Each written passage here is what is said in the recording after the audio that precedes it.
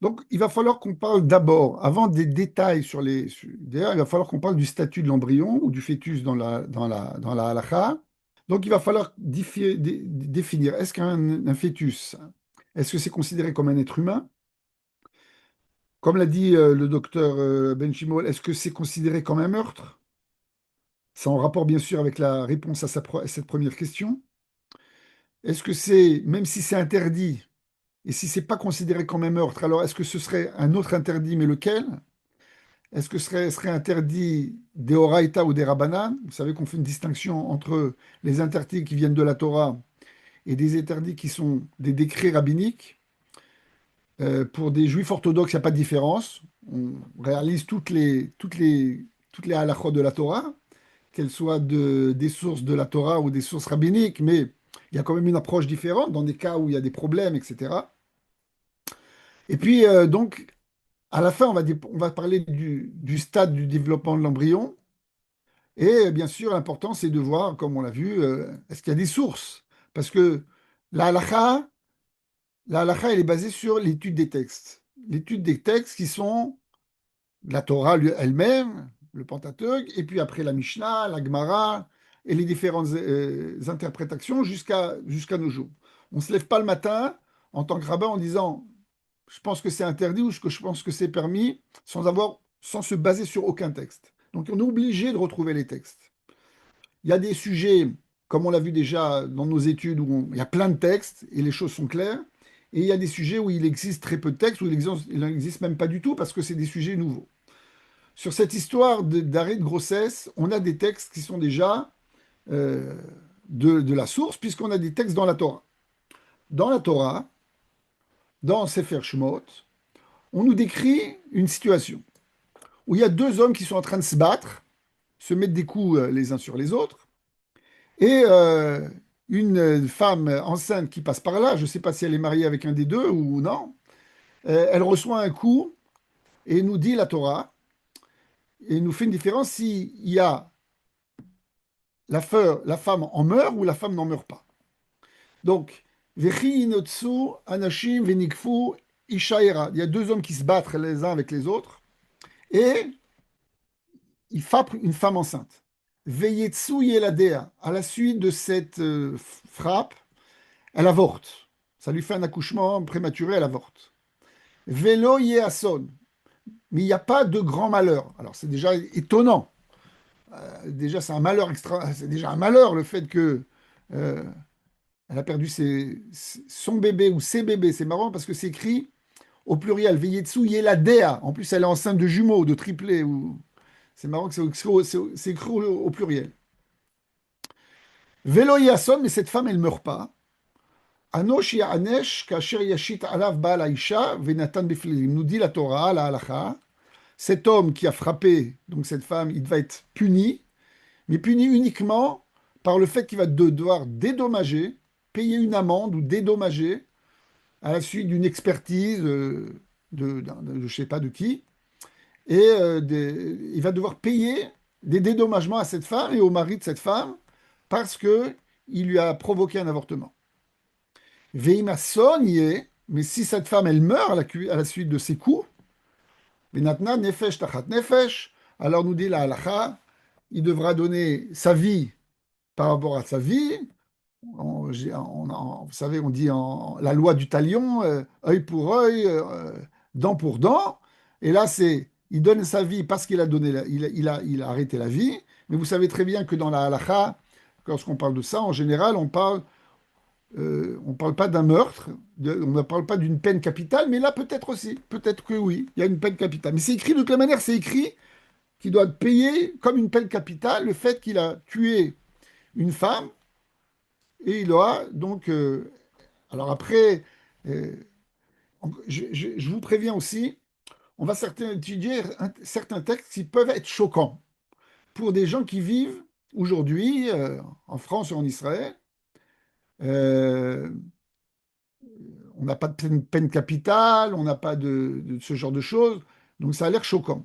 Mais il faut se remettre dans le contexte de la Torah, de la Gemara, et de la manière, il va falloir aussi tempérer ces choses-là, puisque même à l'époque de la Gemara, on nous dit, il y a des passages entiers du Talmud où on comprend qu'en fin de compte, c'est presque impossible selon la halakha, qu'il y ait à la fin une peine capitale.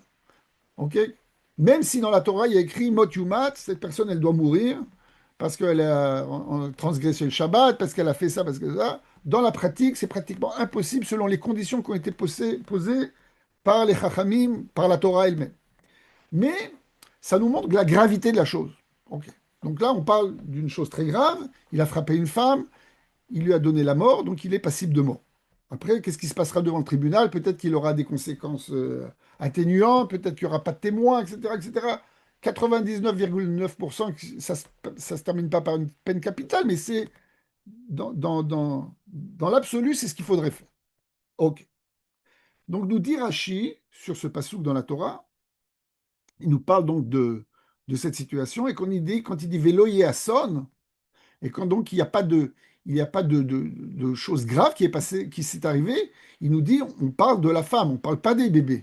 On ne parle pas des bébés qui ont été avortés, on parle de la femme. Elle n'est pas morte. C'est le premier passouk, c'est le premier verset qui parle que la femme n'est pas morte. Anosh et Anesh, donc cet homme, il doit être puni. Les chalem de mevladot là-bas, nous dit Rashi, il va devoir payer une indemnité pour écouter, je ne sais pas encore une fois comment on évalue les choses, des bébés, et devra payer une indemnité parce qu'il a, cet homme, il avait, ce père, il aurait eu des enfants, ça lui appartient, ces enfants-là, tu lui as enlevé ses enfants, donc tu dois payer une indemnité. Ok. Veima sonnier, et si par contre la femme elle meurt, venatata nefesh tachat nefesh, rabotenu cholkim badavar, Yesh omrim nefesh mamash. Alors, elle nous dit, Rashi, sache que dans le Talmud, il y a une discussion sur ce sujet-là. Est-ce que il y en a qui disent il est vraiment passible de mort, nefesh mamash, ve yesh omrim mamon. Il y en a aussi qui disent, à la fin, il devra payer des indemnités, ce ne sera pas un maman. Ok, top. Donc, on voit déjà quelque chose de. On parle déjà d'une sorte d'avortement. Alors, c'est pas un avortement euh, qui est désiré par cette femme. Mais à la fin, on est dans cette situation où il y a des bébés qui, qui sont avortés à cause d'un coup. Ok. À la suite de cela, nous disent les Chachamim, les commentateurs, entre autres ici, je vous ai apporté le Ramban. On a une Mishnah dans Masechet Nida, dans le traité de Nida, qui nous parle de différentes situations où Chaz v'Chalila, un homme, il tue une autre personne. Et dans cette Mishnah, il écrit d'une manière claire, Vitinok ben yom echad aorgo chayav. Nous dit dans cette Mishnah que quelqu'un qui tuerait un enfant, qui vient de naître, qui a un jour, il est passible de mort, comme si il tuerait une personne qui est adulte, qui vit. Il n'y a aucune différence dans la halakha entre tuer un bébé qui vient de naître et une personne qui est adulte. Il n'y a aucune différence.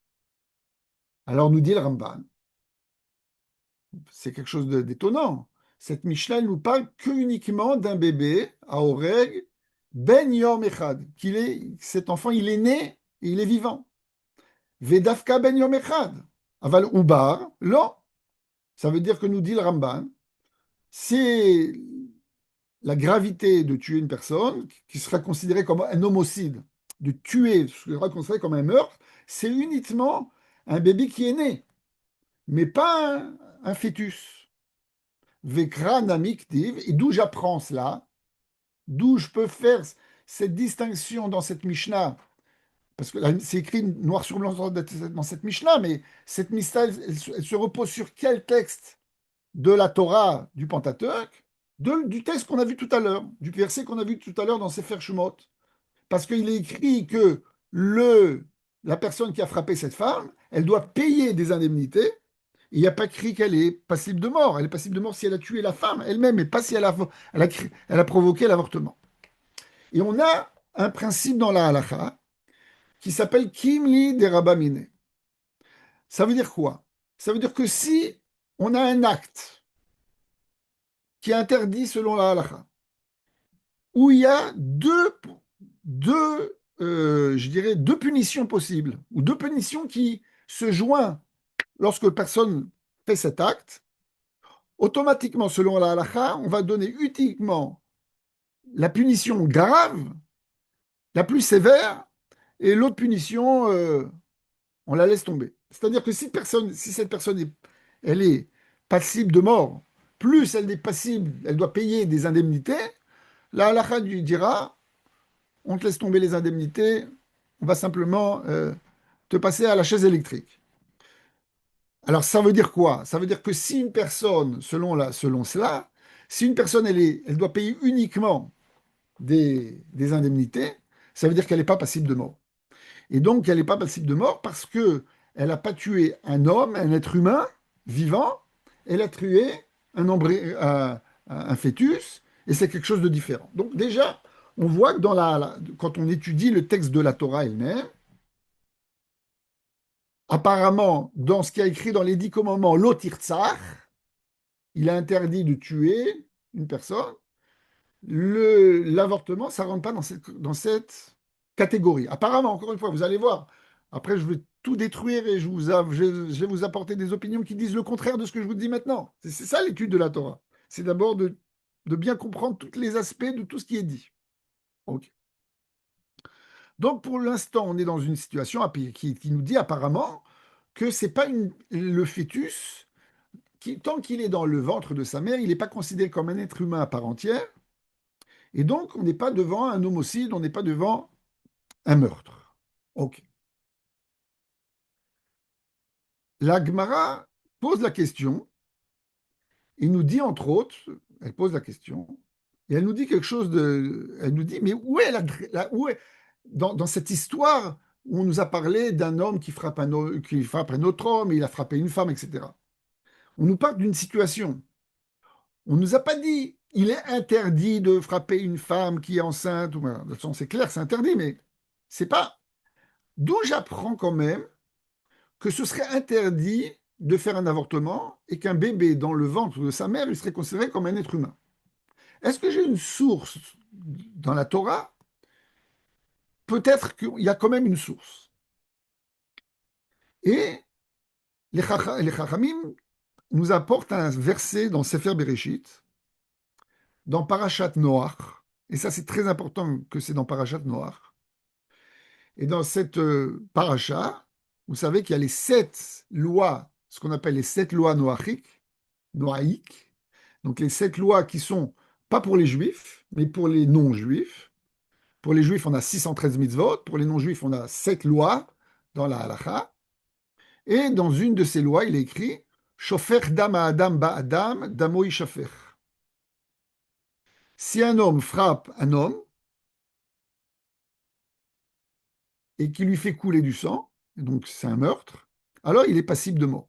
Déjà, on apprend de là qu'il y a interdit de tuer, de faire un meurtre. Et selon ce verset, on serait passible de mort si on tue une personne. Le problème dans ce pasouk, c'est qu'il y a un mot qui apparemment euh, il n'a pas sa place. Il est là, il est là en trop. Je vais vous retraduire, relire le pasouk et on va le traduire. Shofer dama adam, celui qui fait couler le sang d'un homme, ba adam, de l'homme. Celui qui fait couler le sang de l'homme, ba adam. Alors ba adam en hébreu ça peut être le sang de l'homme, mais on a déjà dit que c'est le sang de l'homme. Alors bon, on a compris. Qu'est-ce que c'est le sang de l'homme qui est dans l'homme? Dans Le l'homme. sang de l'homme dans l'homme ou le sang de l'homme qui est dans l'homme? Ba adam, c'est qui est dans l'homme. Chauffeur d'âme à Adam, ba Adam, celui qui fait couler le sang de l'homme qui est dans l'homme, Damo Ishafer. Alors il est passible de mort. La vérité, c'est que on ne doit pas, selon les ta'amim, vous savez qu'on chante la Torah, quand on va au Beth Knesset, on chante la Torah et ce qu'on appelle les ta'amim. Les ta'amim, d'une certaine manière, c'est la ponctuation. Et là, dans les ta'amim, c'est chauffeur d'âme à Adam, virgule, ba Adam Damo Ishafer. Alors qu'est-ce que ça voudrait dire? Ça veut dire celui qui fait couler le sang de l'homme par des hommes, il pourrait être mis en examen, jugé, et on pourrait lui mettre une sentence de mort. C'est ça le pshat, normalement, de ce pasouk, de ce verset. Chofer dama adam, psik, virgule, ba adam damo ishafer. Mais dans la Torah, il n'y a pas de virgule. Dans la Torah, quand on écrit la Torah dans un Sefer Torah, il n'y a pas de virgule, il n'y a pas de ponctuation. Donc on peut la mettre où on veut, la ponctuation. Et là, d'une certaine manière, le Talmud, dans ce traité de Sanhédrin, il joue avec le pasouk et il déplace la virgule. Il dit Shofer dama adam ba adam, celui qui fait couler le sang de l'homme dans l'homme, damo ishafer. Alors il est passible de mort. Et alors pose la question, le Talmud, mais qui est l'homme qui est dans l'homme? C'est qui l'homme qui est dans l'homme qu'on n'a pas le droit de faire couler son sang? C'est L'embryon. l'embryon qui est dans le ventre de sa mère, ou le fœtus qui est dans le ventre de sa mère. Alors, au barbim Haimo. De là, on apprend donc que euh, selon ce passouk, selon ce verset, alors c'est tout à fait le contraire de ce que j'ai dit jusqu'à maintenant. Selon ce passouk, il y a oui une interdiction de faire un avortement et ce serait considéré comme un meurtre. OK? Et nous pose la question ici Rashi, Afala Ubari, donc Ika et Aisha veyatsu yeladea ne'erag alehem ube Israël ad she'etze le'avir haolam. Nous dit Rashi, attention, attention, attention. Regardez bien ce qu'a dit en haut dans notre passouk, dans notre PC, dans notre verset dans notre passage de la Gemara. Ben Noach ne'erag. C'est uniquement un non-juif qui est passible de mort si il a fait un avortement, il a provoqué un avortement. Pourquoi? Parce que ce verset de la Torah, il se trouve uniquement, où est-ce qu'il se trouve? Je vous ai dit, dans Sefer Bereshit, dans Parashat Noach. Il n'y a pas de juif à l'époque. Abraham, il n'est pas encore là. Abraham, il n'est pas encore venu sur terre. Et donc, nous dit la Gemara, et nous dit Rashi, le commentateur de la Gemara, il nous précise bien les choses, étudie bien ce passage de Torah, de Gemara, c'est uniquement si un non-juif provoque un avortement qu'il est passible de mort selon la halakha, mais pas un juif. Et d'où je sais qu'un juif, il n'est pas passible de mort? Parce que j'ai mon autre verset dans Sefer Shemot. Et ce verset dans Sefer Shemot, il a été donné après le don de la Torah, après Avraham Avinu, après la sortie d'Égypte, après que les Juifs ont reçu la Torah au Har Sinaï. Et là-bas, il est écrit d'une manière claire que si un homme il frappe une femme et il lui provoque un avortement, il doit payer uniquement des dédommagements et pas autre chose. Et donc, on a ici une distinction. On ne va pas rentrer maintenant dans ce sujet, vous allez me dire que c'est du racisme, mais on ne va pas rentrer maintenant dans ce sujet-là. Euh, pourquoi, selon ce Rashi, la Torah, elle aurait interdit cela uniquement aux non-juifs et pas aux juifs? Mais pour l'étude qu'on a maintenant, pour le besoin de l'étude maintenant, on voit donc qu'il y aurait une distinction entre les uns et les autres. Et encore une fois, Rachi remet les choses en place en disant non, non, non, ne crois pas de ce texte qu'il y a un interdit, il y a un meurtre. J'ai pas dit que c'est permis. Il n'a pas dit que c'est permis de faire un avortement. Mais c'est pas un meurtre. C'est pas considéré comme un meurtre. Bien sûr, c'est interdit. C'est quelque chose. Il faudra. Alors, c'est quoi l'interdit? Bon, alors, il va falloir qu'on cherche l'interdit. C'est ce que lui a posé la question tout à l'heure le docteur Ben Shimol. Est-ce que c'est un interdit de la Torah? Est-ce que c'est interdit des Rabbanan? Et si c'est interdit de la Torah, c'est quoi comme interdit? C'est l'otirtzach? C'est ce qui est écrit c'est écrit dans les 10 commandements, tu ne tueras point? Ou c'est autre chose? D'après Rachi, apparemment là, c'est autre chose. Ok, on continue. Mais on a un autre passage dans la Gemara, qui est aussi dans Maseret Sanhedrin. Vous voyez, c'est 2 pages plus loin. Et ce texte dans le traité de Sanhedrin, il pose des questions. Qu'est-ce qu'on fait lorsqu'on a un verset de la Torah qui a été dit avant le don de la Torah aux non-juifs et qu'après la Torah, il n'a pas été donné, il n'a pas été redonné, comme notre cas là, où il n'a pas été redonné apparemment.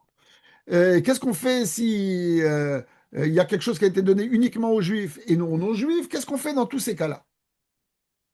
Et la Gemara arrive à une conclusion, apparemment, qu'il est impossible de le dire, que quelque chose a été interdit aux non-juifs, et cette chose-là, elle a été autorisée aux juifs. Ça n'existe pas. Akadosh Baruch Hu, avec les juifs, il est beaucoup plus rigide. Donc si déjà il a interdit aux non-juifs, automatiquement ça veut dire que c'est interdit pour les juifs. Pourquoi il n'a pas remis ça sur place? Pourquoi il n'a pas réécrit? Ça, c'est une bonne question. Mais ça pas, si ça a été interdit aux non-juifs, automatiquement ça a été interdit aux juifs. Top. Et c'est ce que nous dit le Tosfot, les commentateurs sur le Talmud qu'on appelle les Tosafot. Va לעוברים דעובד כוכבים חייב, וישראל פטור, אף על פי דפטור מכל מקום שהרי. Ah, nous dit le Tosfot, attention, attention, attention. C'est vrai que ce qui est interdit aux non-juifs, automatiquement, c'est interdit aux juifs. Mais ça ne veut pas dire que c'est dans la même catégorie. Peut-être que chez le non-juif, il est passible de mort. Chez le juif, il n'est pas passible de mort, mais ça ne veut pas dire que c'est autorisé. L'encharé, vous voyez, c'est de l'araméen, c'est pas de l'hébreu. C'est pas autorisé. Mikol makom l'encharé, j'ai pas dit c'est pas autorisé. Mais ce serait pas de la même catégorie. Alors, encore une fois, selon le traité de Sanhédrin, apparemment, ce serait ce qui est interdit aux juifs, c'est interdit aux non-juifs, ce qui est interdit aux non-juifs, c'est interdit aussi aux juifs. On pourrait dire que c'est la même chose, c'est la même catégorie. Vient le Tosfot nous dit non, non, non, non, non, attends. On n'oublie pas tous les autres passages du Talmud qu'on a étudiés et tous les autres passages et ce qu'on a vu dans la Torah, etc. On ne peut pas arriver à cette conclusion que c'est la même chose. Ce sera une différence. Alors, quelle sera la différence? Ok. Donc, on est déjà arrivé à la conclusion que l'IVG est interdit, apparemment. Ce qu'a dit la conclusion ici comment ça s'appelle, du Tosfot, du Balei Tosafot, c'est que c'est interdit. Alors maintenant, je vais vous dire, il faut savoir qu'on ne fixe pas la halakha ni selon l'étude d'un passage de Gemara, ni selon l'étude d'un commentateur comme Rashi ou qu'un Tosfot, parce que c'est pas suffisant.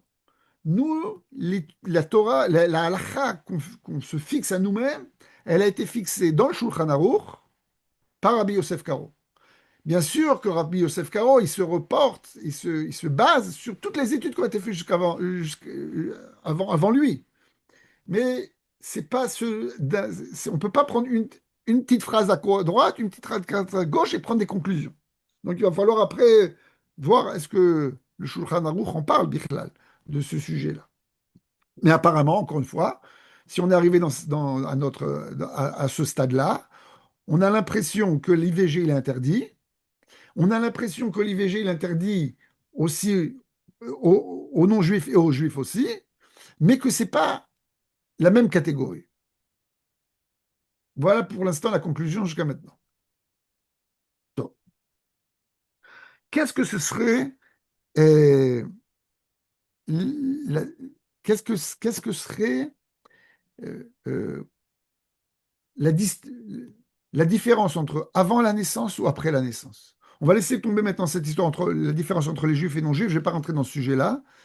Mais pour notre sujet, on va essayer maintenant de comprendre. Mais qu'est-ce que c'est alors? Attends. Il y a écrit avant la naissance, après la naissance. Après la naissance, c'est sûr que c'est interdit. C'est écrit, c'est une Mishnah écrit clair que quelqu'un qui tue un bébé après la naissance ou que ce soit un adulte, c'est la même chose. D'ailleurs, ce principe-là, sachez qu'aujourd'hui, il est remis en question par certains philosophes. Il y a des articles qui ont été écrits il y a quelques années. Entre autres, j'ai vu de praticiens et philosophes qui ont écrit ensemble un article. Ça vient d'Australie. Et ils viennent poser la question, quelle est la différence entre l'IVG, où on aurait, selon la loi australienne, on aurait le droit d'arrêter une grossesse à la 38e semaine, et quand la femme, elle a accouché, donc une semaine après, tout d'un coup, on a un bébé dehors, il a plein de malformations, et là, on n'a pas le droit de le tuer. Quelle différence? Pourquoi 2 jours avant, elle n'a pas accouché, on aurait le droit de le tuer, dû la vie, et après 2 jours, ce serait interdit. Et ils arrivent à la conclusion qu'il n'y a aucune logique là-dedans, et que donc, on pourrait, ils appellent ça un avortement prolongé après la grossesse. Et ils arrivent à une conclusion. Comment ils arrivent à cette conclusion-là? Ils disent que le bébé, après l'accouchement, ça lui prend un certain temps pour comprendre. Je ne sais pas si c'est une compréhension intellectuelle ou c'est une compréhension intuitive.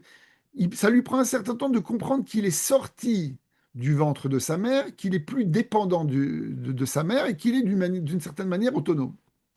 Et donc, il propose, ces philosophes avec ces gynécologues, de donner une possibilité de faire un avortement prolongé en rajoutant 2, 3 jours, 4 jours, 5 jours après la grossesse, parce que ce sera à ce moment-là que le bébé prenne conscience qu'il est plus dans le ventre de sa mère. Et que donc, jusque pendant ces 3 à 4 premiers jours, pour lui, il est encore dans le ventre de sa mère, donc automatiquement, on revient comme s'il était à la 38e semaine. Et si, selon la loi australienne, un enfant avec plein de malformations très graves, on pourrait lui arrêter la grossesse, on pourrait lui arrêter la vie à 38e semaine, alors pourquoi pas 2 jours après l'accouchement? Vous voyez que, si vous voulez, je vous enverrai les articles, parce que c'est des articles qui ont été publiés, hein, c'est pas moi qui l'invente. Et bien sûr, selon la halakha, Mapitom. Non, un meurtre, c'est un meurtre, c'est un meurtre. Dès que l'enfant est sorti du ventre de sa mère, il est considéré comme un être humain à part entière et on n'a pas le droit de lui arrêter la vie. C'est une Mishnah écrite d'une manière claire et c'est la halakha. Alors on parle dans la halakha, dans la Torah, dans les livres dans les textes, on parle de nefesh. Les fichar nivra adam yechidi. ללמדך שכל המאבד נפש אחת מישראל, מעלה עליו הכתוב כאילו איבד עולם מלא. Toute personne qui fait perdre une nefesh, qu'est-ce que c'est qu'une nefesh? Achat Israël, une vie. C'est ce qu'en général on traduit. Quelqu'un qui enlève une vie d'un juif, c'est comme s'il avait détruit un monde entier, parce que de ce juif-là, il aura des enfants, des petits-enfants, des arrière-petits-enfants, et ce sera l'humanité. Mais par contre, toute personne qui va protéger une vie, sauver une vie, là, lui, au contraire, il a un mérite extraordinaire. C'est pas simplement qu'il a sauvé une vie, il a sauvé comme s'il avait sauvé l'humanité tout entière. Donc déjà, soyez contents, vous en tant que professeur, de docteur, que vous êtes là ce soir, euh, spécialiste de médecine, chacun dans son domaine. Vous avez le srout d'avoir sauvé des vies, chacun à son niveau, et vous avez dans le ciel directement le Olam Abba, parce que vous avez sauvé des vies. C'est comme si vous aviez sauvé l'humanité tout entière. Ok, Mais tranquille. top. Alors qu'est-ce que c'est que ce nefesh? Nefesh, ce serait une vie. Mais quoi comme vie? C'est quoi, de quoi on parle ici? Est-ce qu'on parle aussi d'un embryon? Est-ce qu'on parle aussi d'un fœtus? Est-ce qu'on parle d'un... De quoi on parle? Alors on a une Mishnah qui est assez étonnante parce qu'on nous parle, cette Mishnah, elle nous décrit les premiers avortements. Je ne sais pas s'il y a des textes qui sont beaucoup plus euh, euh, anciens que cela. Donc l'époque de la Mishnah, c'est l'époque du deuxième temple, euh, entre le premier et le deuxième temple, etc. Donc c'est des textes qui sont très très anciens pour nous. Est-ce qu'il y a des textes anciens dans d'autres dans d'autres peuples, où ils parlent aussi de comment est-ce qu'ils faisaient des avortements, je ne sais pas. Nous dit la Mishnah, Aïcha chez Makshal Led, une femme qui aurait un problème, des difficultés à accoucher. Et donc, qu'est-ce qui se passe? C'est ce que les explications, les commentateurs nous expliquent, elle est en danger de mort à cause du fait que elle est en train d'accoucher et ça bloque. Mechatrim et avalad b'me'ea. Nous dit la Mishnah, on a l'autorisation, je dirais même qu'on a l'obligation de découper le bébé en morceaux. Umotsim, oto, evarim, vevarim. On va sortir les morceaux du bébé les uns après les autres, en petits morceaux. Excusez-nous, C'est ce que nous décrit la Mishnah. Mipnei shechayea kodmim lechayav. Pourquoi? Parce que la vie de la femme, de la mère, elle prime sur la vie de ce bébé. Yatsa rubo.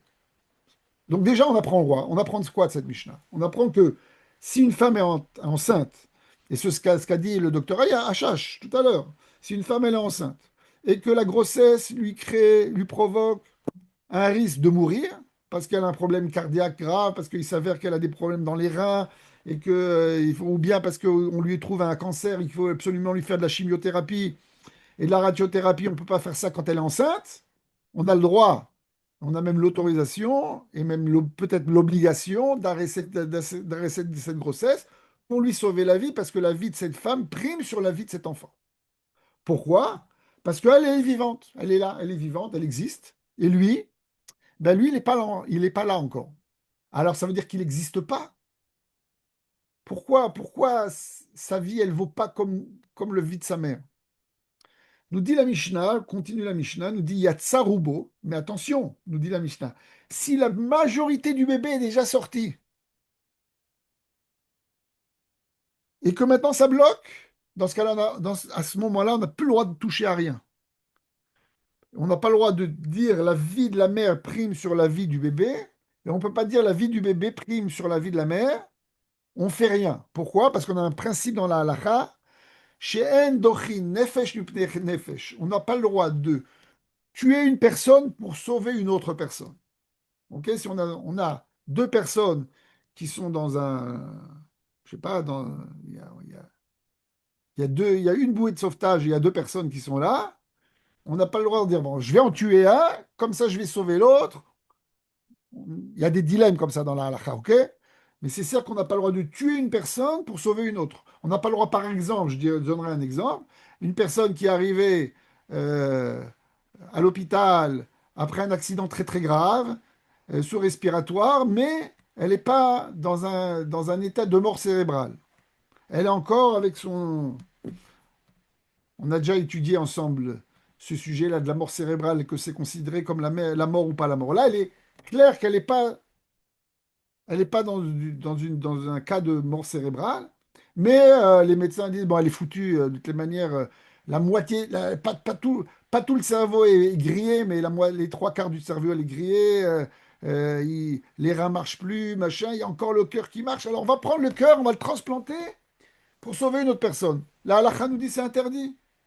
Parce que tant que cette personne n'est pas considérée comme morte, selon la médecine et la halakha, tu n'as pas le droit de tuer une personne pour sauver une autre personne. Si c'est un cas de mort cérébrale, alors encore une fois, là, on ne va pas rentrer dans ce sujet-là parce que on avait fait un cours sur le sujet, vous pouvez chercher sur Internet, on en avait déjà parlé. Donc, de quoi on voit qu'est-ce qu'on voit dans cette Mishnah? On voit que dans cette Mishnah, lorsque le bébé est sorti, pas entièrement, mais la majorité du bébé est sorti du corps de sa maman, il est considéré comme nefesh, il est considéré comme vivant, au même titre que de sa mère. Et dans ce cas-là, on ne peut pas choisir qui tuer pour laisser qui vivre, et on est dans un problème. Après, là, ne vous inquiétez pas, les Chachamim, les commentateurs de la Mishnah ont trouvé des solutions à ce cas-là. Mais on ne va pas rentrer maintenant dans le cas, mais de là, on apprend que pour pouvoir être considéré comme Nefesh, comme un être vivant, faut alors être sorti du corps du ventre de sa mère. Mais s'il est encore dans le ventre de sa mère, eh bien, il n'est pas considéré comme Nefesh. Et dans ce cas-là, on a le droit. Dans un cas où il met le danger, sa mère en danger, on a le droit de lui arrêter la vie. Donc on voit déjà, et ça se rapporte à ce qu'on a vu jusqu'à maintenant, avec Rashi, que Rashi nous fait une distinction entre, et on a vu aussi ça chez le Ramban, il nous fait une distinction entre un bébé qui est sorti du ventre de sa mère, qui est né, qui a un jour, et si on le tue, c'est considéré comme un meurtre, mais un bébé qui est à l'intérieur du ventre encore, il n'est pas encore né, il n'est pas encore considéré comme un être vivant à part entière. Ça ne veut pas dire qu'on a le droit de lui arrêter la vie. On a vu le Tosfot qui dit non, non, non, c'est pas le droit on n'a pas le droit de lui arrêter la vie. Mais là, si on est dans une situation où la mère est en danger, alors on a le droit de lui arrêter la vie. Donc on voit déjà que selon cette explication, jusqu'à maintenant, ce qu'on voit maintenant, on aurait, je dirais, des niveaux de vie, des degrés de vie, un genre de gradient qui fait que la vraie vie, un être considéré comme un être humain à part entière, qui a tous les devoirs, on a envers lui tous les devoirs et toutes les lois à réaliser, c'est uniquement un bébé après la naissance. Un bébé avant sa naissance, même s'il est, encore une fois, on verra dans la suite, mais apparemment, même s'il est 39e semaine et que il n'a pas le même statut qu'un bébé après la naissance. Il a un autre statut. Et ça nous donne des possibilités de peut-être lui arrêter la grossesse. Ça ne veut pas dire que c'est autorisé, parce que la Mishnah elle nous présente quand même un cas euh, extrême. Et on a vu le Tosfot qui nous dit tout ce qui est interdit chez les Juifs, automatiquement c'est interdit. Tout ce qui est interdit chez les non-juifs, c'est automatiquement c'est interdit chez les Juifs. Mais apparemment, ce ne serait pas la même chose que de tuer après la naissance et avant la naissance. Et donc, le docteur Achache, puisque vous avez vous avez posé la question, et vous avez dit, ben non, c'est clair que c'est un IVG et que l'IVG interdit, et que c'est clair qu'il n'y a rien à faire. Peut-être que vous avez raison, il n'y a rien à faire, mais est-ce que le médecin qui donnerait une prescription, comme on a vu jusqu'à maintenant, ce que le docteur Johan a posé comme question, il donnerait une prescription médicamenteuse, ou il donnerait une possibilité en disant à la femme, vous avez le droit je vous donne l'autorisation, est-ce qu'il serait considéré comme meurtrier, oui ou non? Apparemment, selon, encore une fois, les textes qu'on a vus jusqu'à maintenant, non. J'ai pas dit que c'est autorisé, mais apparemment, c'est pas un meurtre. OK? Il y a des questions jusqu'à maintenant? Tout est clair? Alors on continue.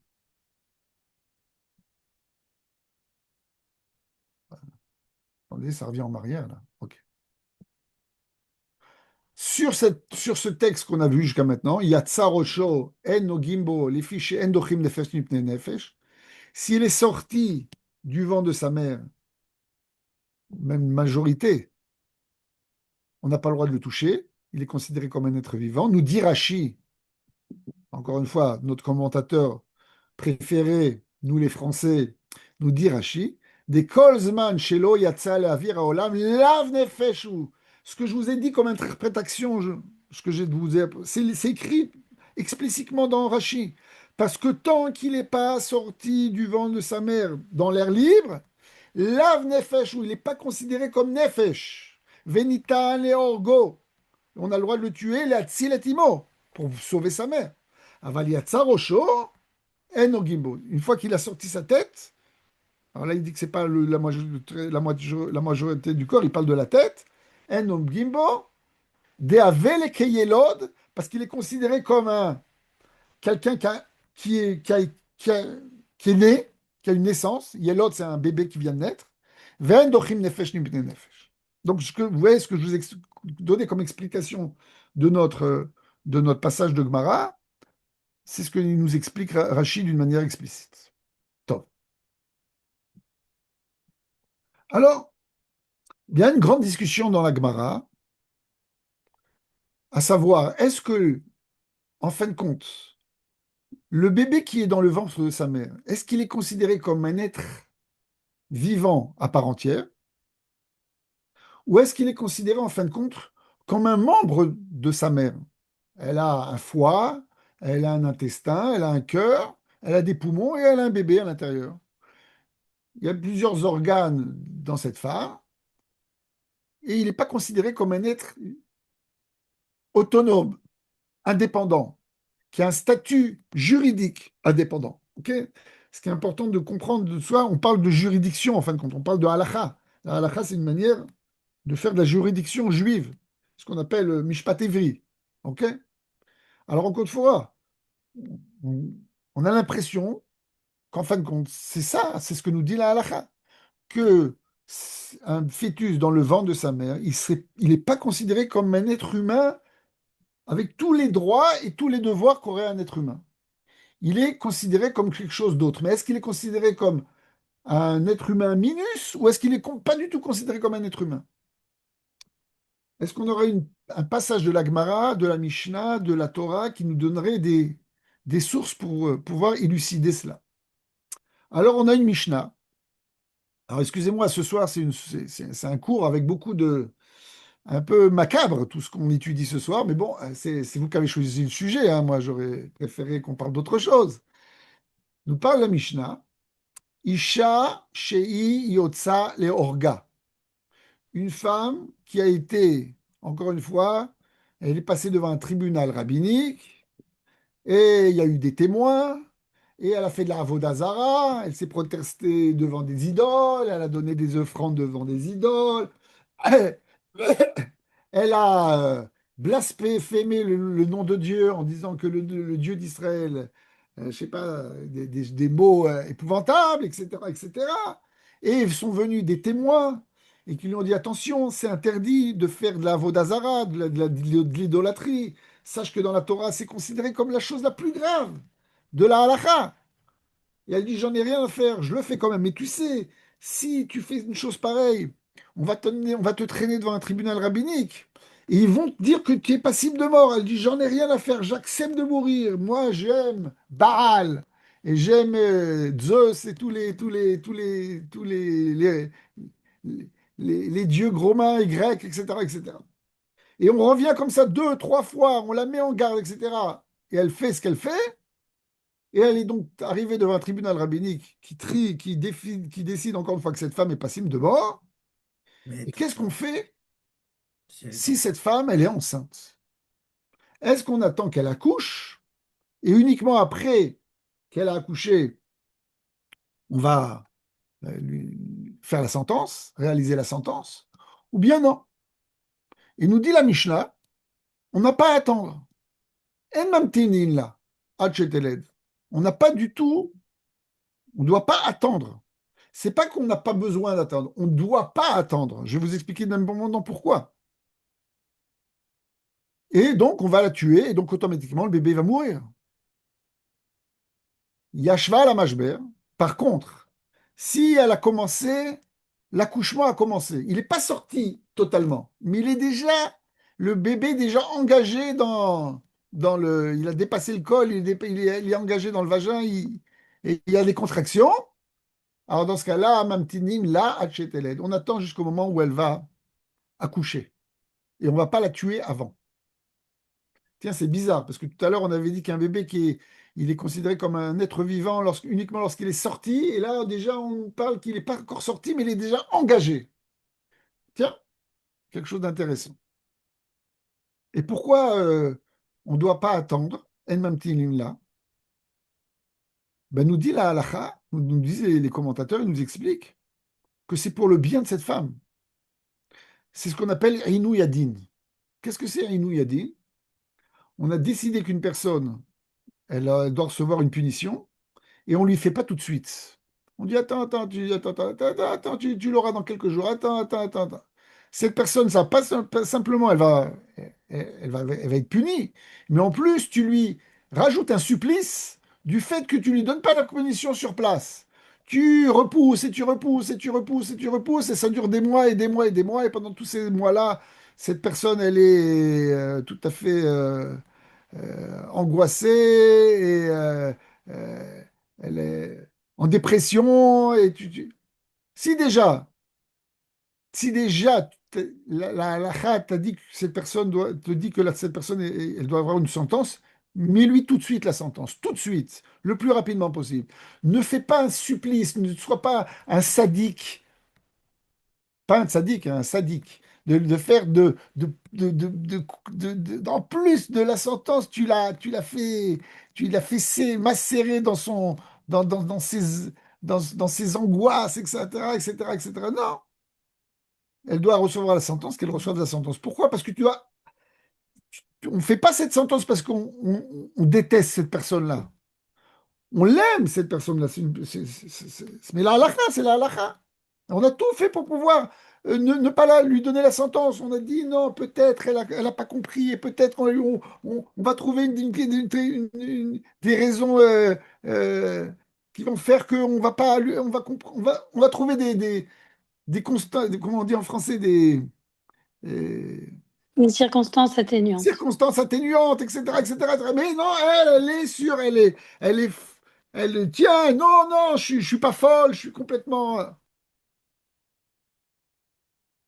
D'ailleurs, j'ai entendu euh, un chiour il n'y a pas longtemps du Rav Ouvri Cherki, et il disait, vous savez, il y a des gens qui croient que si demain le Mashiach va venir, alors il y aura des tribunaux rabbiniques et on va commencer à couper la tête des gens à droite et à gauche, et on va être comme en Iran ou en Arabie Saoudite, où si quelqu'un il vole une pomme, on lui coupe la main, si quelqu'un y fait, on lui coupe la tête. Il dit, mais non, dans le judaïsme, c'est pas ça. Il y aura aucun meurtre, il y aura aucune décision euh, de sentence de mort. Il a dit pourquoi? Parce que c'est comme ça que ça va se passer. Il va y avoir un juif qui va prendre sa voiture le jour de Shabbat devant tout le monde. Quelqu'un va l'arrêter et dit, tu sais, aujourd'hui c'est Shabbat. T'as pas le droit de prendre la voiture. J'en ai rien à faire. Je prends ma voiture Shabbat. Mais attends, attends, attends, si tu fais ça devant 10 personnes et qui viennent témoigner contre toi au tribunal rabbinique, tu peux avoir une sentence de mort, tu sais, tu risques d'être tué. J'en ai rien à faire. Moi, je transcrive Shabbat, j'en ai rien à faire, je prends ma voiture devant 10 personnes. Tom, à la fin, on le traîne devant le tribunal rabbinique, et il y a là-bas des Dayanim qui sont là, une vingtaine de Dayanim, 23 Dayanim, ou 71 Dayanim, selon euh, si c'est une sentence de mort, c'est 71 Dayanim qui sont là. Ils vont lui dire, mais monsieur, vous n'avez pas compris que vous allez vous risquer une peine de mort. Il dit, mais si, j'ai compris. Et vous avez accepté de transgresser Shabbat devant 10 personnes alors que vous allez savoir on peut vous tuer. Il a dit oui, oui. Bon, alors vous êtes fou. Si vous êtes fou, la halakha, elle dit que les fous, on les tue pas. Voilà, shalom, les hitraot. Voilà, c'est ce qu'a dit le Rav, le Cherki. Le tribunal rabbinique, il trouvera toujours une situation pour dire cet homme-là, il n'a pas son discernement, il est complètement fou, et ces gens-là, ils ne sont pas passibles de mort. Tant. Donc, on revient à notre Mishnah. Oui, je vous donne toutes ces explications parce que on a du mal à étudier ce genre de texte quand on vit aujourd'hui dans nos sociétés. Mais encore une fois, on parle de textes, ça ne veut pas dire qu'ils ont été appliqués, ça veut dire c'est des textes fondamentaux qu'on étudie. Alors, on n'attend pas parce qu'on n'a pas on n'a pas à faire de rajouter des supplices à cette femme et on va la tuer alors que son bébé il va mourir avec. Nous pose la question la Gemara, donc le Talmud, sur cette Mishnah. Pshita, Goufaï, qu'est-ce qu'elle nous rajoute cette Mishnah là? C'est clair. Ça fait partie de son corps. De la même manière que quand tu vas je sais pas, la pendre, ben, le bras il va aussi mourir, ben, le bébé il va mourir. Ça fait partie de son corps.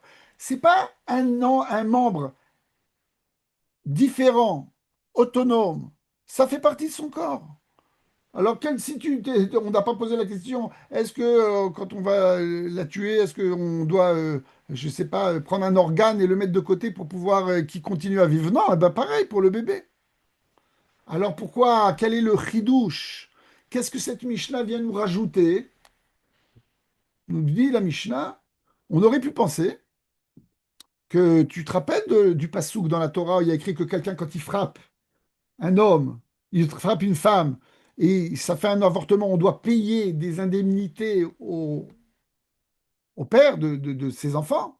Et bien là, peut-être qu'on aurait pu penser que justement, le tribunal rabbinique, il doit prolonger, ne pas faire la sentence tout de suite, mais la prolonger jusqu'au moment où elle va accoucher, parce que les bébés appartiennent au papa, et que donc, on doit pas voler les bébés de cet homme-là. Donc, on devrait attendre. Et nous dit la Mishnah, non, ces bébés, à partir du moment où ils font partie du corps de cette femme, si cette femme, elle est considérée comme avoir une peine de mort, et ben de même manière qu'on tue le cœur, et ben on tue le bébé. Et encore une fois, donc on arrive à la conclusion, encore une fois, que d'après tous ces textes qu'on a vus jusqu'à maintenant, un fœtus dans le ventre de sa mère, il n'est pas considéré comme un être humain à part entière à 100%. Il est considéré comme un des membres de sa mère, et que donc, euh, si il y a un avortement qui est fait, c'est interdit, mais c'est pas un meurtre, parce qu'on n'a pas tué une personne vivante autonome. Ok, jusqu'à maintenant, les choses sont claires. Apparemment, c'est là la conclusion sur laquelle on est arrivé. Et cette conclusion-là, elle est reprise par les différents commentateurs de la halakha au fil des années. Je vous ai rapporté ici un texte, vous voyez, qui est très à la fin du 16 du 16e et début du 17e siècle, un rave qui était à Tzfat, qui s'appelle Rabbi Yosef ben Moshe Taharani, et il nous dit exactement ce que je vous ai apporté jusqu'à maintenant. Les ficha ou pachinam shita, et la Gemara elle dit, Pachout, quel est le chidouche de la Mishnah? Ça fait partie du corps de la mère. Goufaï, salkadata chamina oil viktuva, ok? Kamashmalan ou des mafrir pshita mashma des michamat ibud nefashot el inud klal. Il dit, j'arrive donc à la conclusion, lorsque j'étudie cette Mishnah, que lorsqu'une personne fait un avortement, provoque un avortement, il n'est pas passible de meurtre. Il n'y a aucun doute là-dessus pour lui, encore une fois, pour ce Rav qui s'appelle le Rav Rabbi Moshe Taharani, qui est un des disciples de Rabbi Yosef Karo et de l'époque des Juifs de Tzfat. Pour lui, c'est une chose qui est claire. Il kach israélite mipne tzorech imo, nire shemutar litasek imahem, detapilna, kevan derifwa imoi. Et donc, il arrive à cette conclusion. Attention, c'est pas uniquement lorsqu'une personne elle est en danger de mort qu'on a le droit d'arrêter la grossesse pour sauver la mère. Si on ne considère pas que c'est considéré comme un meurtre, c'est pas uniquement dans un cas de danger de mort, c'est dans tout cas médical qui pourrait provoquer une maladie, une maladie ou aggraver une maladie ou quelque chose comme ça, ce serait aussi autorisé. C'est-à-dire qu'il prend cette Mishnah qu'on a vue jusqu'à maintenant, il nous dit, il dit pas que c'est uniquement la Mishnah qu'on a vue, qu'une femme elle en couche et que le bébé, c'est pas uniquement que la femme elle est en danger de mort. D'ailleurs, c'est pas écrit d'une manière claire. Aïcha chez Imakshal Aleched, Mechatrim et Avalat. C'est pas écrit d'une manière claire que cette femme elle est en danger de mort. C'est écrit dans la suite, c'est vrai. Mais lui, il arrive à cette conclusion. Si on est arrivé à la conclusion que on, un bébé fait partie du corps de sa mère, de la même manière que si une femme, elle a une main avec du pu et elle a une gangrène, on doit couper la main, si on veut pas que même si c'est pas une, où elle a très très très mal aux dents, on lui arrache les dents, parce qu'elle n'est pas en danger de mort, mais elle va souffrir énormément, et ben dans ce cas-là, dans toute situation de souffrance, peut-être très grande, on aurait le droit d'arrêter la grossesse, même si ce n'est pas un danger de mort. Donc déjà, vous voyez, docteur Rachash, ce que vous avez dit d'une manière apparemment pour vous était clair. Là, selon ce Rav de Tzfat du XVIIe siècle, XVIe siècle, c'est pas si clair comme vous l'avez dit. Donc, qu'est-ce que c'est qu'un Et c'est besoin quoi les besoins médical? médicaux? Est-ce que Oui, c'est le fait de dire, voilà, moi, je suis tombé enceinte et je voulais pas tomber enceinte et je voulais partir en vacances. ça me casse la tête? J'ai pas dit que on n'est pas, j'ai pas dit au docteur Ben Shimol qu'on est dans cette situation-là. Mais une situation, imaginez une situation où il y aurait une femme qui tombe enceinte et à cause de ça, ça va lui provoquer une maladie. Euh, elle est pas, c'est pas mortel, mais elle aura une maladie ou quelque chose comme ça. Nous dit ici le Rav, le Maharit, que ce serait autorisé. Vous voulez dire quelque chose, docteur Achache? Non, non, mais les besoins médicaux, c'est vaste. D'accord, je suis d'accord avec vous. Je suis d'accord, je suis avec vous. Euh, je pense pas que, encore une fois, la, la- le, comment dire, la base, c'est de dire que c'est interdit. Ça, c'est la base, on l'a vu jusqu'à maintenant. On l'a vu que même la Mishnah, quand elle en parle, elle parle d'un cas grave, d'une femme qui est en train de mourir. Il y a le verset de la Torah, il ne nous dit pas qu'on a le droit de frapper une femme et de l'avorter. Mais si on l'a avorté Et si des hommes ils se sont battus, alors il doit payer, mais il n'y a pas écrit qu'on a le droit de le faire. C'est-à-dire que on l'a vu dans le Tosfot. L'ocharé, on n'a pas c'est clair que c'est interdit. La question, elle est de quel est l'interdit. Si on arrive à la conclusion que c'est interdit parce que c'est un meurtre, alors vous avez raison, docteur Hachache, on aurait le droit d'arrêter une grossesse uniquement dans un cas. Et ce qu'on va le voir, hein, il y a une opinion comme ça. Je ne dis pas que c'est l'opinion, il y a pas, elle n'existe pas. Mais le Rav Moshe Feinstein aux États-Unis nous dit d'une manière claire, uniquement si la femme est en danger de mort imminent, on a le droit d'arrêter la grossesse. Sinon, toute chose qu'elle va, ça va lui bousiller ses reins, après elle sera sous dialyse, mais elle pourra vivre encore 10 ans sous dialyse, et ben on n'arrête pas la grossesse. Si l'enfant il a des malformations très graves, etc., on n'arrête pas la grossesse. Il y a uniquement pour le Rav Moshe Feinstein, parce qu'il dit c'est, pour lui, tout ce que j'ai dit jusqu'à maintenant, il va le mettre de côté, il va dire non, Binyamin David, t'as rien compris, et je ne suis pas d'accord avec tous ces rabats-là. Pour lui, il considère que c'est un meurtre. De la même manière, pratiquement, je ne dis pas que 100%, pratiquement comme tu es une personne vivante. Et que donc pour lui, il est clair que, mais il existe une autre opinion. Il existe une autre approche que je vous apporte ici pour vous montrer que la halakha, c'est pas simple. Parce que si c'est interdit, c'est un meurtre, il n'y a pas besoin de faire un cours pendant 1 heure et demie. OK? Je vous envoie un SMS, on vous dit, voilà, c'est interdit, il n'y a rien pareil. En alma les daber, shalom al Israël. Bon. Dafka, Donc, le on Rav voit- Feinstein, il est plutôt coulant, non? Dans son approche en général. non, Non? je sais pas. Le Rav Moshe Feinstein, c'est un des plus grands décisionnaires rabbiniques de notre Ouais. génération. Bon, il est mort il y a à peu près, en 1986, il est mort. Quand j'ai fait mon alia, plus ou moins c'est à ce moment-là, donc il y a 40 ans, il est un des plus, à l'époque, c'était un des plus grands. Non, c'est pas un cool, c'est pas. Il fait partie du monde orthodoxe, et sérieux, aux États-Unis. Non, non, non, c'est pas le. Ok.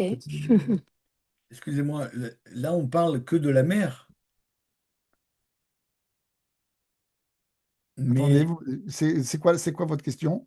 ma question c'est, on dit si la vie de la mère ou il y a une circonstance psychiatrique ou ce qu'on veut qui fait qu'elle ne peut pas continuer la grossesse, c'est une chose. Mais est-ce que si la vie du fœtus, elle va être... voilà, ça c'est autre chose. On va en parler. On va en Ouais. parler. Vous inquiétez pas, on va en parler. Je sais pas si ce soir, mais on va en parler.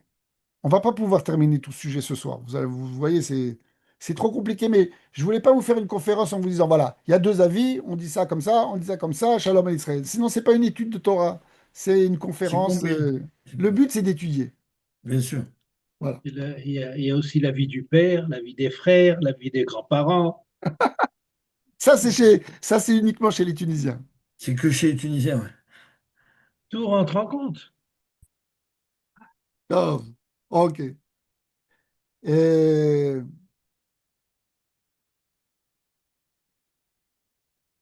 donc, Non, on je va rigole continuer. qu'à moitié en disant ça, Benjamin David. Vous le savez très bien. Parce Bien que sûr, on sait très bien.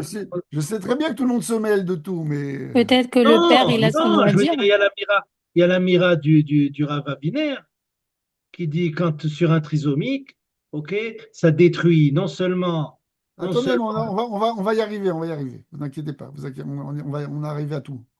Non, non, ce que dit le docteur, attendez, c'est qui le docteur c'est quoi votre nom, madame? Rana Nakash. Hannah. Ok. Alors, non, vous dites un point qui est très important là. C'est parce que vous dites, c'est pas uniquement la mère aussi, c'est aussi ce que pense le père. Et je vais vous dire pourquoi c'est important ce que vous dites. Parce que dans le monde dans lequel on vit, ok, les hommes n'ont rien à dire.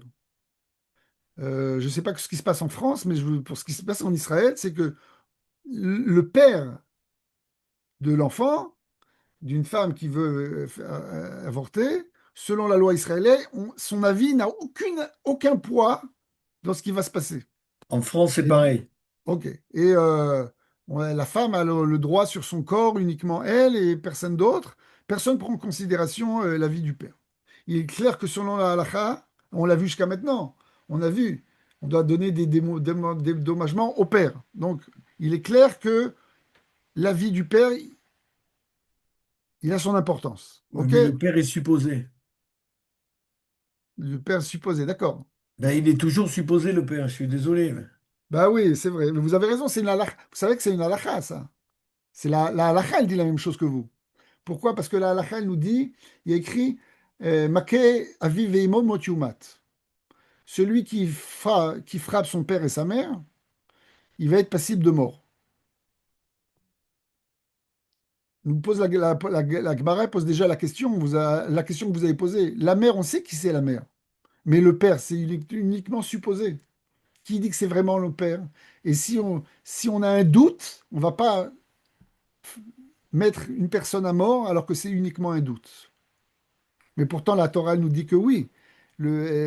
Quelqu'un qui frapperait son père et lui sortirait du sang, etc., on l'a étudié ensemble. Lorsqu'on a dit est-ce qu'on a le droit de prendre des prises de sang de ses parents. Vous vous rappelez? Alors, donc il faudrait expliquer ce que c'est, ce qu'il y a là-bas. Pourquoi, comment c'est possible que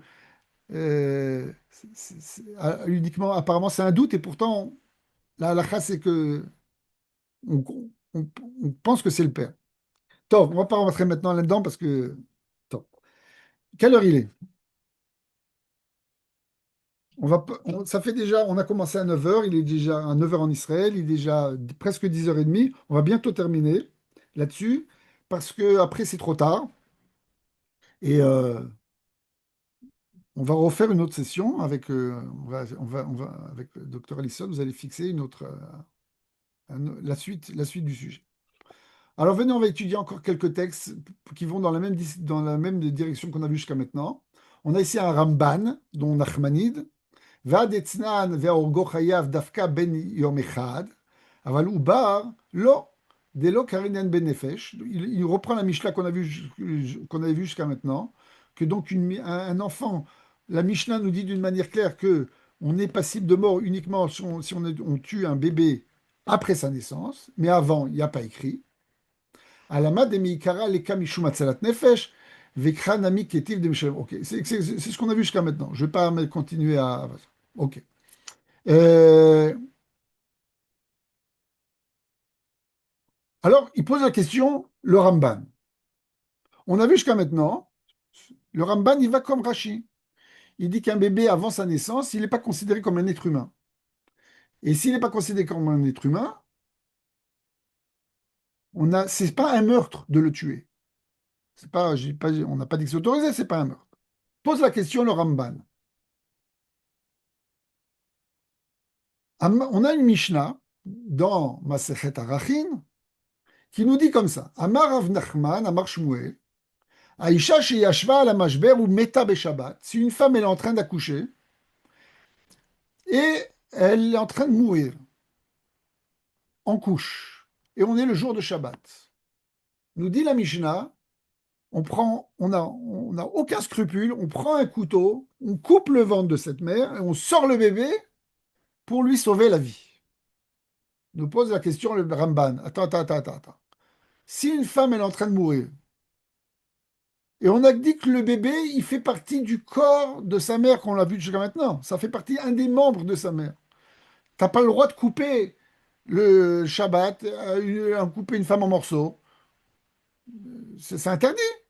Couper le ventre de quoi faire sortir plein de sang, sortir le bébé, couper le colombe, tout ça, c'est interdit le jour de Shabbat. Et surtout si la mère, elle est morte. Alors, comment tu fais une chose pareille?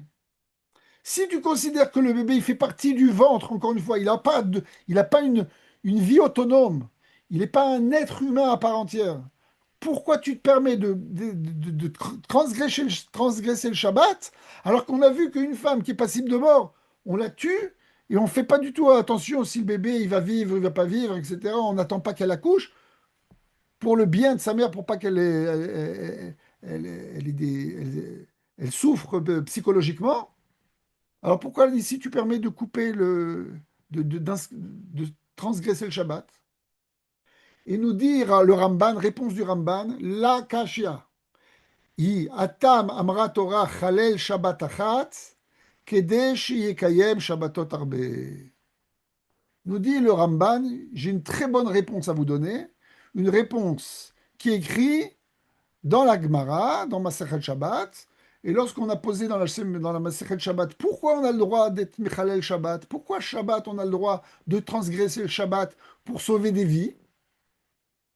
Et il nous dit, alors il y a plusieurs réponses qui sont rapportées là-bas. Vechai Bahem, Veloché Yamud Bahem. On- La Torah, c'est une Torah de vie, c'est pas une Torah de mort. Donc s'il y a il y a un danger de mort, on annule tous les interdits de la Torah et toutes les mitzvot de la Torah, sauf trois, l'idolâtrie, le meurtre et l'inceste. Mais la Gemara, la Torah là-bas, elle nous dit, la Gemara là-bas, elle nous dit non, mais ça c'est bon pour toutes les autres, pour toutes les autres mitzvot. Mais le Shabbat, c'est tellement important le Shabbat. Comment tu peux faire une chose? On avait étudié d'ailleurs ensemble. Pourquoi ce Shabbat, il a un statut tellement spécial qu'on dit que il faut trouver une autre réponse. C'est pas suffisant de dire Vechai Bahem. Nous dit la Gemara, réponse, ce que rapporte ici le Ramban, Chalel Shabbat Achat, il faut mieux, dans le décompte global, si l'important c'est de faire respecter le Shabbat dans le monde, ça ramène la Géoula, ça fait apporter le Mashiach, la Géoula, etc. D'ailleurs, il écrit que si les Juifs, tous les Juifs vont faire 2 Shabbats consécutifs, il y aura la Géoula. Donc c'est très important. Donc dans le décompte qu'on doit faire, il faut mieux transgresser un Shabbat pour qu'une personne va continuer à vivre très longtemps et cette personne, elle va respecter plein de Shabbats. C'est vrai que enfreindre le Shabbat, c'est quelque chose d'épouvantable selon le judaïsme. C'est une des avérotes les plus graves. Mais si on doit maintenant prendre le décompte pour le bien du Shabbat et le bien de l'humanité, le bien de l'univers, etc., il faut mieux transgresser un Shabbat pour pouvoir avoir après plein de Shabbats. C'est vrai pour une personne qui est vivante, et c'est ça que nous dit le Ramban, c'est ça le chidouche, c'est ça la nouveauté de la halakha. C'est vrai pour une personne qui est vivante, qui est en danger de mort, tu dois tout faire pour lui sauver la vie. Mais c'est vrai aussi pour un fœtus dans le ventre de sa mère qui est morte, qui est considéré aussi d'une certaine manière comme mort, puisqu'il fait partie du ventre de sa mère. Et donc on va pas dire, ben, on va couper le bras, on va couper la jambe pour pouvoir faire une transplantation, machin, non, ma putain. Eh bien, mais le bébé, comme il va pouvoir vivre après, c'est vrai que maintenant, il n'a pas un statut de vivant, mais qui après, il va quand même vivre, une fois que tu vas lui sauver la vie, et il va pouvoir respecter plein de Shabbats.